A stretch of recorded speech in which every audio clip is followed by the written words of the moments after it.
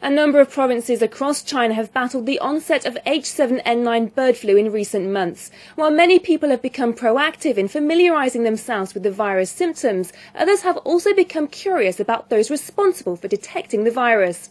In today's China View, we find out more about the country's virus inspectors. Chen Yin carefully studies the contents of the petri dish.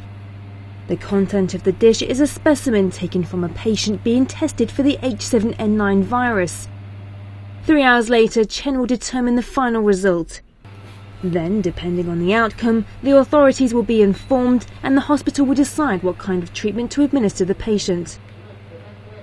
As a virus inspector over the past few months, Chen's job has been demanding and stressful.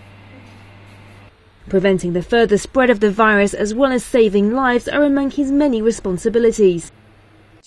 We have to come up with a result as soon as possible. We need to be able to quickly confirm any cases. Chen Yin is a virus inspector based at Zhejiang Disease Control and Prevention Center. His job is one that previously remained under the public radar, conducting research and experiments in the lab and then writing theses on his findings. But since the emergence of the H7N9 bird flu this year, Chen's job has become one of utmost importance. Chen's lab received its first suspected sample of the human strain of bird flu in Zhejiang province in April.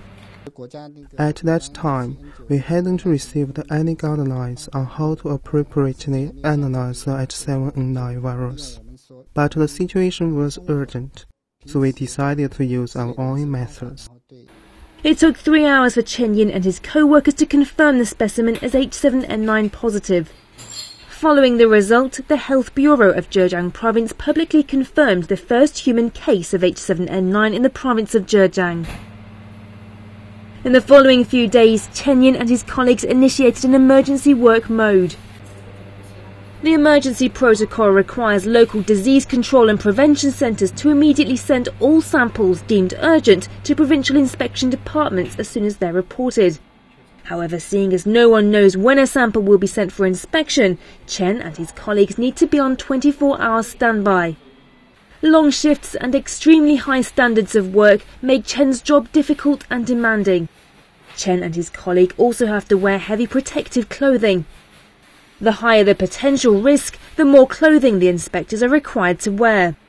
However, their safety can never be guaranteed.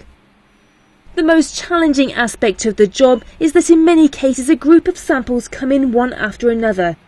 During times like these, Chen Yin and his colleagues have to work for hours on end. But working under such conditions has become part of the job that Chen Yin has become accustomed to. He worked through the H1N1 breakout, as well as the hand, foot and mouth crisis. Therefore, Chen has been able to handle the latest health scare with expert ease. Although we have experienced several epidemics, H7N9 has been a lot of challenge for us. Although Chen loves his job, his parents are not thrilled with his choice of career and worry about their son's health constantly. To make them feel at ease, Chen calls his parents whenever he has the chance. Chen's wife is very supportive of her husband's career. The only thing Chen is dissatisfied with is the limited time he has to spend with his daughter. Despite the demanding workload and high risk of his job, Chen Yin rarely complains.